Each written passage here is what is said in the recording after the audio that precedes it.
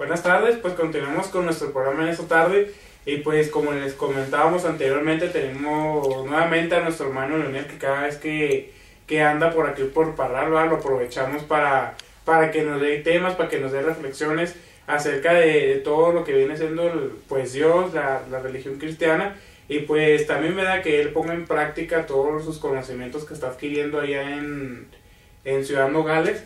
Pues esto le sirve a él de práctica. Ella está ahorita pues predicando en una misión de ahí de, ¿cómo se llama la iglesia? Cristo la Roca. Cristo la Roca. Entonces pues vamos a dar tiempo a Leonel que nos diga cómo se siente y luego pues ya ahora sí empezar de lleno esta entrevista. Bueno, pues primeramente les doy gracias a ustedes al programa, que alguna vez estuve aquí con ustedes de conductor del programa. Le doy gracias a Dios, de los iniciadores, fundadores del programa Vida Extrema. Gracias a Dios porque continúa. Y pues primeramente mi deber es predicar donde sea y como sea, sobre todo las verdades bíblicas, y es lo que quiero hacer ahorita, es el propósito por el cual el Señor nos ha llamado, es ir a predicar y predicar profundamente de las Escrituras, y es lo que vamos a ver hoy. Vamos a estar hablando sobre cómo Dios se revela a través de la naturaleza. Primeramente, no hay pretexto por el cual nosotros no podemos decir que no hay Dios, ya que lo podemos ver a través de la naturaleza, y es lo que vamos a estar viendo hoy. Muy bien, ya sabe usted si tiene alguna pregunta acerca del tema que va a hablar Leonel a continuación. Aunque no está aquí Leonel, posteriormente él va a estar allá en contacto desde Nogales y pues desde allá va a contestar sus preguntas, sus dudas acerca del tema que va a exponer. Pues esto te fue. Bueno, pues si ustedes tienen sus Biblias en su casa, tienen ahí su Biblia a su lado, pues primeramente les pido que la abran en el Salmo número 19. En el Salmo 19, y ahí es donde nos vamos a estar enfocando el día de hoy. Pero primero quisiera contarles un poco sobre el Salmo, cuáles son los Salmos, por qué se escribieron los Salmos, quién escribió los Salmos, ya que es uno de los libros menos predicados para los pastores casi no predican del libro de los Salmos, no predican sobre un Salmo. ¿Por qué? Porque son de temas muy diversos, lo cual es muy rico en doctrina. Y primeramente quisiera hablarles sobre este libro, el libro de los Salmos para los rabinos, para la gente hebrea, para la ley, todo el Antiguo Testamento para los hebreos. El libro era llamado el libro de las alabanzas, pero en la Septuaginta, en la traducción de los libros del Antiguo Testamento al griego, se traduce como salmos, que significa rascar cuerdas. Esto da a entender que es en son de música. Los salmos se acompañan con la música, es música, los salmos son música, son alabanzas a Dios, son poesías, son oraciones, son pensamientos e incluso son cantos dedicados a Dios. La mayoría de los salmos fueron escritos por David. Recordemos que hay 150 salmos. 75 salmos fueron escritos por el rey David. Los hijos de Coré escribieron 10, Asaf 12, Salomón, Moisés, Emán, Etán, se les atribuyen los otros 48 salmos. El propósito principal de los salmos es vivir la vida en el mundo real, donde dos dimensiones operan simultáneamente sin negar el dolor de la dimensión terrestre. El pueblo de Dios debe vivir en gozo y dependiente de Él. Ahora, los salmos fueron escritos en un periodo de 900 años, así que es rico tanto en historia como en doctrina, como en alabanza y como en edificación para el pueblo de Dios. La idea central del Salmo 19 es que el rey David expresó la revelación de Dios a través de la naturaleza, a través de su palabra y la aplicación de la palabra de Dios en la vida de él. La verdad para predicar, podemos contemplar a Dios a través de la creación. Y el propósito principal es que ustedes puedan reconocer la divinidad de nuestro Señor y la revelación y la gloria de Él, y así poder conocerle y aceptarle como Señor y Salvador. El propósito específico es llevar a los oyentes a conocer cómo darnos cuenta de nuestro pecado a través de la naturaleza. Y vamos a estar enfocándonos en los primeros 6 versículos y lo vamos a hacer expositivamente. Eso quiere decir que palabras clave les voy a estar explicando según su contexto, según el idioma original y cómo se aplica a nosotros. Voy a argumentar estas palabras. Pero primero quisiera que supieran cómo se divide el Salmo 19. Del versículo 1 al versículo 6 es la revelación de Dios a través de la naturaleza. Matthew Henry lo dice el libro de la creación. Del 7 al 10 es la revelación de Dios a través de la palabra. Y del 8 al 14 es cómo se aplica esa palabra a las personas y cómo el rey David busca esas palabras. Ahora sí vamos a comenzar con la exposición del Salmo 19. Pero primero voy a leer los versículos en los cuales nos vamos a estar enfocando. Los cielos cuentan la gloria de Dios y el firmamento anuncia la obra de sus manos. Un día emite palabra, otro día y una noche a otra noche declara sabiduría. No hay lenguaje ni palabras, ni es oída su voz. Por toda la tierra se oyó su voz y hasta el extremo del mundo sus palabras. En ellos puso tabernáculo para el sol, y éste, como esposo que sale de su tálamo, se alegra cual gigante para correr el camino. De un extremo de los cielos es su salida, y su curso hasta el término de ellos. Y nada hay que se esconda de su calor. La ley de Jehová es perfecta, que convierte el alma, y el testimonio de Jehová es fiel, que hace sabio al sencillo. Como podemos ver en el versículo 1, dice, los cielos cuentan la gloria de Dios. Los cielos cuentan la gloria de Dios. Los cielos es creación de Dios. Y vamos a estar hablando de cómo el rey David expresa la magnificencia y la gloria de Dios a través de la naturaleza. Es lo que describe él. Pero lamentablemente hay muchas doctrinas y muchas ideas filosóficas que son erróneas en cuestión a cómo fue creada la naturaleza. Los panteístas, aquellos que siguen el panteísmo, dicen que todo es Dios, la creación es parte de Dios. Niega la persona de Dios. ¿Por qué? Porque dice que toda la creación es Dios. Entonces, ¿cómo Dios puede ser una persona si todo es Dios? Los budistas siguen este tipo de ideas. El dualismo, el universo de Dios han existido desde el principio. El universo y Dios son eternos. Los dos han existido desde el principio. Entonces, en consecuencia del universo, de la creación, del hombre, surge la maldad. Eso quiere decir que la maldad también existió desde el principio.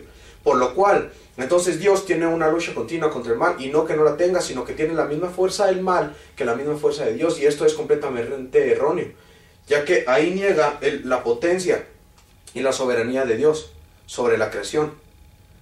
El deísmo, Dios no interviene en la creación.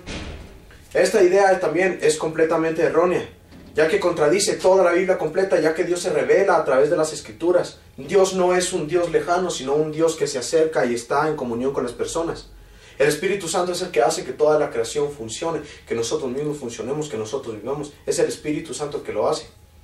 Ahora, hay otra idea que es la idea de la evolución de Darwin.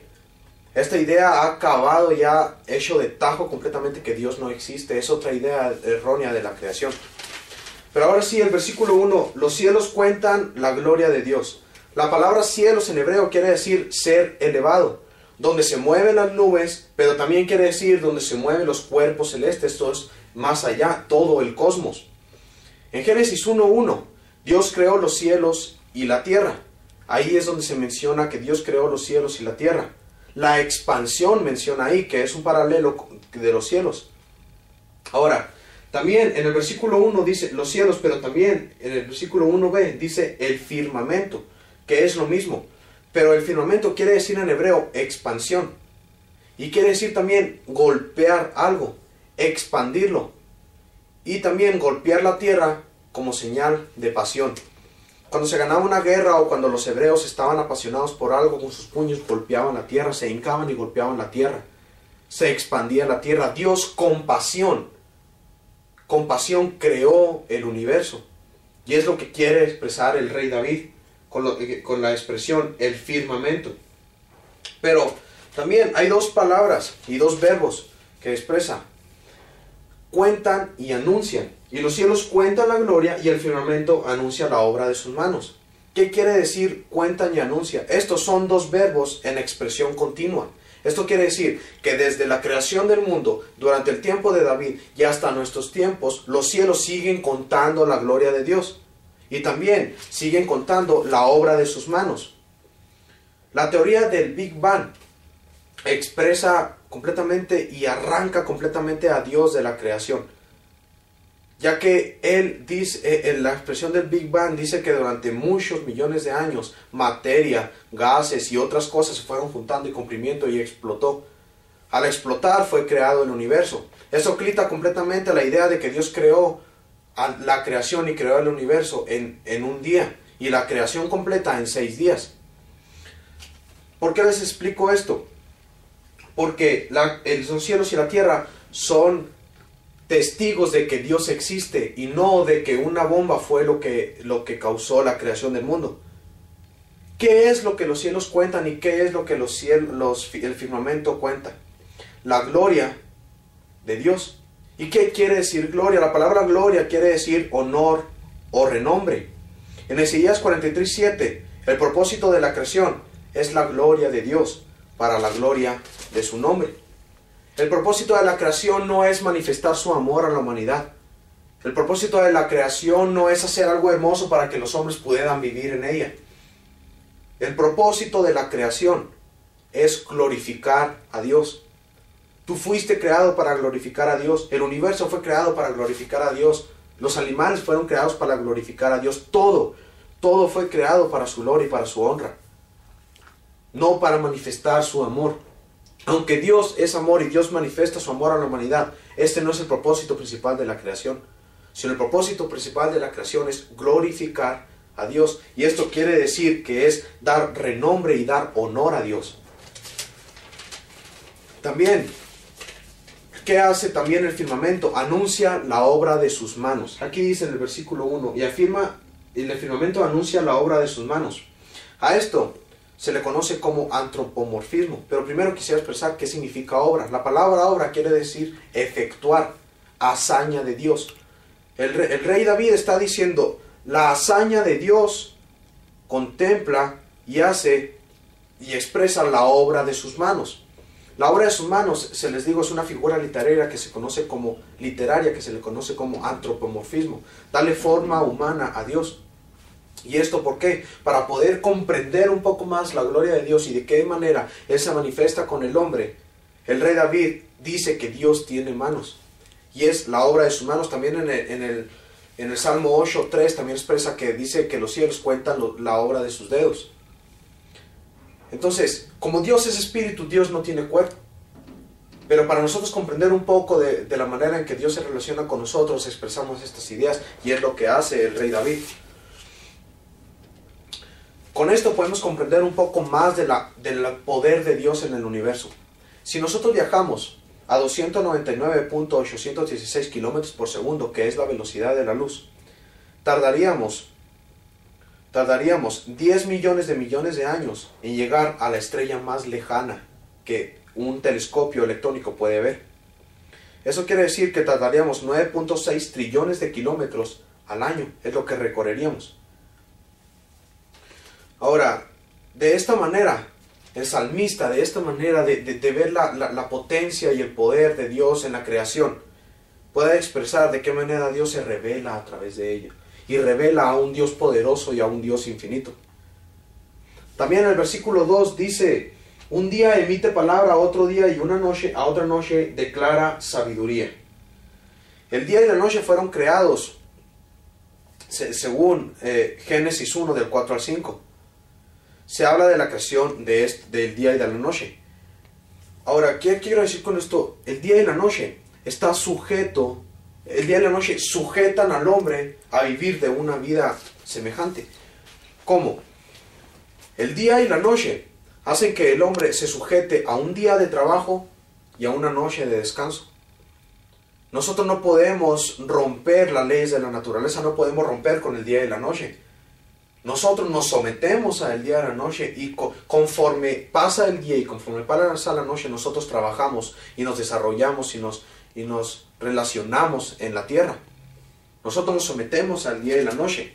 Por lo cual, el rey David expresa, el día y la noche, y un día emite palabra a otro día, emite palabra, y de otra noche, y una noche emite palabra, y una noche a otra noche declara sabiduría. Palabra y sabiduría, la palabra quiere decir dicho o discurso, y la palabra sabiduría, conocimiento, ciencia, inteligencia y sentido. El rey David encuentra en el pasar de los días y el pasar de la noche sabiduría.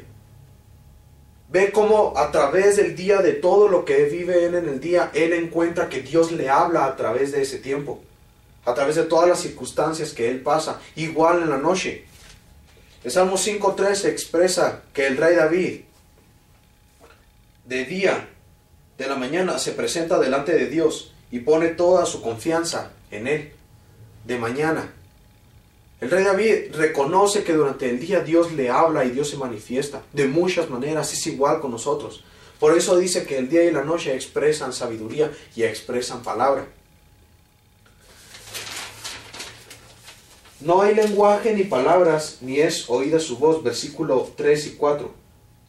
No hay lenguaje ni palabras, ni es oída su voz. Por toda la tierra salió su voz y hasta el extremo del mundo sus palabras. El versículo 3 y 4 no se contradicen entre sí, ya que lo que quiere decir el versículo 3 es que de la manera en que la naturaleza expresa palabras y lenguaje no es de una manera humana, no es hablando, sino a través de su misma naturaleza, de su misma creación, de la manera en que ellos se mueven, de la manera en que ellos se desarrollan en el mundo, de la manera en que una planta nace, hace la fotosíntesis, de la manera en que los animales se mueven, de la manera en que el universo, las estrellas, cuentan la gloria de Dios, como el sol sale desde un extremo del mundo y se oculta en el otro. De esa manera es como expresa palabra la naturaleza. El poderío, la magnificencia, lo infinito del universo es de la manera en que ellos expresan palabras. Por eso el rey David dice que no se emiten palabras humanas, sino por toda la tierra salió su voz y hasta el extremo del mundo sus palabras. Por todo el mundo podemos ver la naturaleza y ahí podemos ver a Dios. Eso también quiere decir y quita el pretexto de que a mí nunca me hablaron de Dios. Alguna persona de alguna tribu lejana que nunca llegó el evangelio ahí no puede tener el pretexto de decir que nunca le hablaron de Jesucristo, ya que la misma naturaleza habla de Él. El versículo 4b, en ellos, en el firmamento, la palabra ellos quiere decir el firmamento, el cielo, puso tabernáculo para el sol. Y la palabra tabernáculo quiere decir tienda de campaña que se ve claramente a la distancia. Campamento o casa, cubierta o morada. Tienda de campaña que se ve perfectamente a la distancia. El pueblo judío tenía un tabernáculo. Ese tabernáculo del pueblo judío eran más de 3 millones de personas. Entonces cuando andaban de nómadas en el desierto y establecían sus campamentos, para poder orar necesitaban estar viendo ese tabernáculo que era donde estaba la presencia de Dios. Entonces el tabernáculo debería que ser alto y debería ser grande para que ellos lo pudieran ver. El rey David tiene esta idea y dice que en el tabernáculo, o sea, en el universo, puso lugar para el sol. El universo es el tabernáculo, es el hogar del sol. Y como esposo, que sale de su tálamo, se alegra cual gigante para correr el camino. El rey David expresa y habla sobre el sol. ¿Por qué? Porque en ese tiempo los babilónicos y muchas otras religiones, otras tribus paganas, a quien adoraban máximamente era al sol. Los egipcios, su máximo dios era el sol. ¿Y esto por qué? Porque es poderoso, porque es grande, porque ni siquiera puedes verlo frente a frente, porque es el que da calor al universo. Decían que el sol era el máximo dios de todos los dioses. El rey David dice que el sol se somete a Dios. Y hace una metáfora. Dice, y como esposo que sale de su tálamo, al sol lo compara con el esposo que sale de su tálamo. Tálamo quiere decir de su escondite, de su protección. Y da la idea de que como aquel esposo por muy temprano en la mañana se levanta para salir a trabajar, así sale el sol a trabajar de lo oculto que está. Para el rey David el sol estaba oculto durante la noche. Salía de su tálamo, salía de donde estaba oculto, así como el hombre sale para trabajar. Cual alegre, cual gigante para correr el camino. El rey David conocía de astronomía.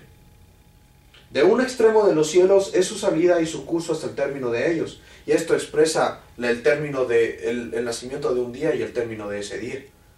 Pero también quiere decir que el curso, la palabra en hebreo, para curso quiere decir terminación de un año.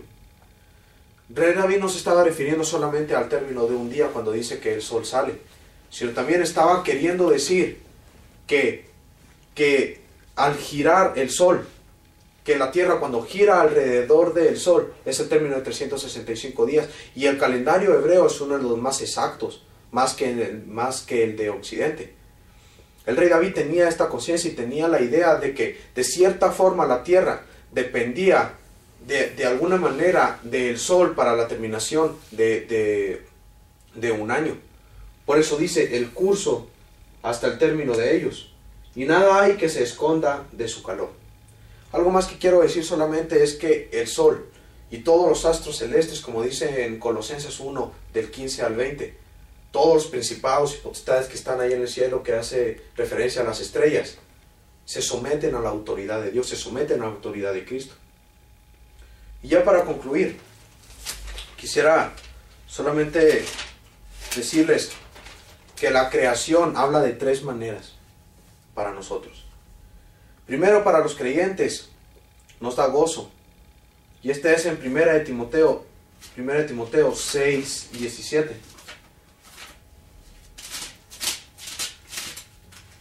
1 de Timoteo 6, 17. A los ricos de este siglo manda no sean...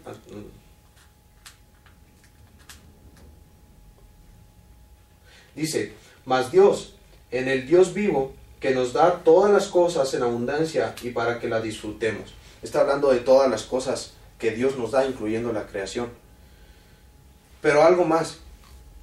En Romanos 1, del 18 al 23, expresa la culpabilidad del hombre, que la misma naturaleza expresa de qué manera el hombre es reprobo ante la gloria de Dios. Eso lo dice el apóstol Pablo claramente en Romanos 1, de 18 al 23.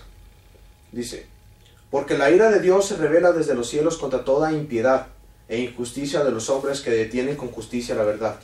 Porque lo que de Dios se conoce les es manifiesto, pues Dios se lo manifestó. Porque las cosas invisibles de Él, su eterno poder y deidad, se hacen claramente visibles desde la creación del mundo, siendo entendidas por medio de las cosas hechas, de modo que no tienen excusa. Pues habiendo conocido a Dios, no le glorificaron como a Dios, ni le dieron gracias, sino que se envanecieron en sus razonamientos, y en su necio corazón fueron entenebrecidos. Profesando ser sabios, se hicieron necios, y cambiaron la gloria del Dios incorruptible en semejanza de imágenes de hombres corruptibles, de aves, de cuadrúpedos y de reptiles. Por lo cual, también Dios les entregó a inmundicia en la concupiscencia de sus corazones, de modo que deshonraron entre sí sus propios cuerpos, llegándose a hombres, mujeres con mujeres. La naturaleza revela a Dios, y la gente vio cómo la naturaleza revelaba a Dios, y que había un Dios que existía, al cual el hombre debería someterse, pero aún así no le aceptaron, por lo cual la humanidad completa es incapaz de buscar a Dios. Si por la naturaleza no vieron a Dios, por la palabra tampoco le van a aceptar, a menos que Dios obre en ellos poniendo fe. Ahora, la creación muestra el señorío de Cristo. Colosenses 1:16 dice que todas las cosas fueron hechas por medio de Él y para Él, para Jesucristo. Entonces, si tú ves la creación, la magnificencia de la creación, y la misma creación te revela a Dios, entonces en consecuencia tú tienes que someterte a Dios, porque es tan grande la creación que aquel arquitecto perfecto que hizo a toda la creación es mucho más grande que ella. Tienes que someterte a Él. ¿Por medio de qué? Por medio de aceptarle como Salvador, pero no solo como Salvador, sino como Señor, según Colosenses 1. Jesucristo es el Señor de toda la creación. En consecuencia debes someterte a Él, aceptando su señorío y reconociendo que eres incapaz de encontrar la salvación y de agradarle en tus propias fuerzas.